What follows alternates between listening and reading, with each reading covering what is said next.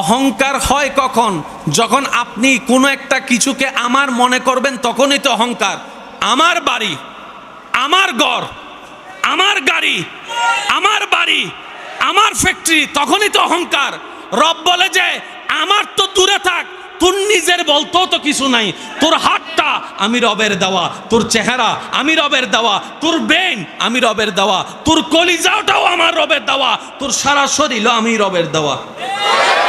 তো যে বান্দা আগে থেকে বুঝে আমার বলতে কিছু, সে আর অহংকার করতে। সেজন্য মনে রাখবেন ভাইয়া, প্রতিশোধ নেওয়া, মারধর করা, শক্তি দেখানো, দাপট দেখানো আসল সাহসিকতা নয়। আসল সাহসিকতা কোথায় জানেন?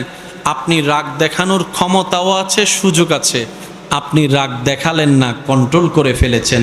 আপনি হচ্ছেন বীর পুরুষ, আপনি হচ্ছেন সাহসী পুরুষ। সুবহানাল্লাহ।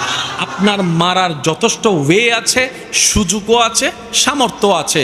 আপনি তারপরও তাকে মারধর করে প্রতিশোধ না নিয়ে রবের রহমানের রহমতের দৃষ্টির দিকে তাকিয়ে, দরবারের দিকে তাকিয়ে আপনি ওই হাদিসটা আমল করলেন যে আল্লাহর দিকে তাকিয়ে অন্য বান্দাকে মাফ করে দেয়, আল্লাহ তাকে মাফ করে দেয়। আপনি যখন হাসি মুখে তাকে মাফ করে দিলেন, এটা হচ্ছে আসল সাহসিকতা। কথা বলেন ঠিক কি না? মারলে জিতা যায়? জোরে বলেন, মারলে জিতা যায়? জিততে যদি হয়, কষ্ট নেবেন না আমার কথায়, জায়গায় জোর করে দখল করে জিতছে এরকম হাজার মানুষ। জোরে বলেন, জোরে বলেন। বাড়ি দখল করছে ক্ষমতা দিয়ে এরকম হাজার মানুষ। গাড়ি দখল করছে শক্তি দিয়ে এমন হাজার মানুষ। আসল যদি দখল করে জিততে চান, পারলে মানুষের দিল দখল করেন, মানুষের অন্তর জয় করেন, মানুষের দিলে জায়গা করে নেন। এই জায়গাটাই হচ্ছে আসল জায়গা। আপনি বোমা দিয়ে, পিস্তল দিয়ে জায়গা দখল করতে পারবেন, দিলটা দখল করতে পারবেন না। কিন্তু উসওয়াতুন হাসানা, নবীর চরিত্রকে সাথে যদি বন্ধুত্ব করতে পারেন, ওই জায়গার মালিকের দিলটাও আপনি দখল করে ফেলতে পারবেন। নবীর সুন্নাত দিয়ে। আমরা সবাই দখল করি মানুষের ব্রেন। বা একটু জোরে বলেন না। আমার মনে হয় আপনাদের অনেক কষ্ট হয়ে যাচ্ছে মনে হয়। আমরা সবাই মানুষের দখল করি কি? কিন্তু আল্লাহর প্রিয় বান্দারা মানুষের দখল করে দিল। রিজিকের মালিক কে? আওয়াজটা আর একটু বড় হবে। হায়াতের মালিক কে? মতের মালিক কে? তো এতগুলার নাম থাকতে আপনি আল্লাহর নাম বললেন কেন? যেই কারণে অন্য সব নাম বাদ দিয়ে প্রশ্নের উত্তর আপনি আল্লাহর নাম বলেছেন, সেটা আপনার মনে যা ছিল সেটাই মুখ দিয়ে বের করেছেন। ওই মনে যেটা ছিল সেটার নাম ঈমান, আর মুখ দিয়ে যে আল্লাহ শব্দ উচ্চারণ করেছেন এটার নাম নেক আমল। আর একটু জোরে বলেন না। আমল কোথায় থাকে? বলেন বলেন। ডান কাঁধে, ডান কাঁধে। আমল কোথায় থাকে? আমার না সবার। আচ্ছা, ঈমান কোথায় থাকে? জোরে বলেন। তাহলে আমলের জায়গা, ঈমানের জায়গা। যুবক ভাই বোনেরা একটু শব্দটা নোট করবেন। আমলের জায়গা কাঁধে কাঁধে, আমলের জায়গা, ঈমানের জায়গা।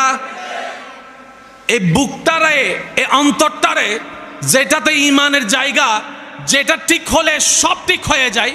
ইন্না ফিল জাসাদে মুদগাতুন, সব ঠিক হয়ে যায়।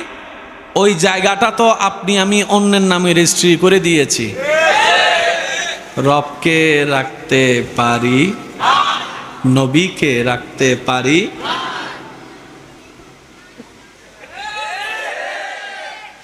জোরে বলেন না। দিলটা কার জন্য? কিন্তু দিয়ে দিছে অন্যের নামে। যখন অন্যের নামে আপনি দিয়ে দিয়েছেন, মিস্টার শয়তান ফাঁক বুঝে, সুযোগ বুঝে ঢুকে গিয়েছে। এবার সে এই মনটাকে রহমতের জায়গা না বানিয়ে বানালো কি? হিংসার গোডাউন, অহংকারের গোডাউন, লোভের গোডাউন, রাগের গোডাউন। এবার শয়তান যখন মন দখল করে নিয়েছে, এবার দেখা যায় ওই হিংসার কারণে ভাই ভাইয়ের মধ্যে জামিলা, ওই অহংকারের কারণে জামাই বউয়ের মধ্যে জামিলা, ওই রাগের কারণে ভাই বোনের মধ্যে জামিলা লেগে গিয়েছে। এরকম সংসার নষ্ট হয়ে যাচ্ছে। প্যাঁচটা কোথায় বুঝতে পারছি আমরা?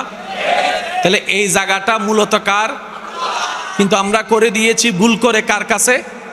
তো এখন যদি আপনি সত্যিকার শান্তি চান, আপনাকে প্রথম কাজ করতে হবে কি, এই জায়গাটা থেকে শয়তানকে 3 তালাক দিয়ে, জোরে বলেন না, এই জায়গা থেকে শয়তানকে আগে কি করতে হবে, গেট আউট। জোরে বলেন, শয়তানকে কি করতে হবে, শয়তান গেট আউট হলেই আপনার জীবন সাকসেস হয়ে যাবে। ফিদ দুনিয়া হাসনাতাও ওয়া ফিল আখিরাতে হাসনাতাও, আপনার জীবন দোনোটাই সুন্দর হয়ে যাবে। বলেন সুবহানাল্লাহ।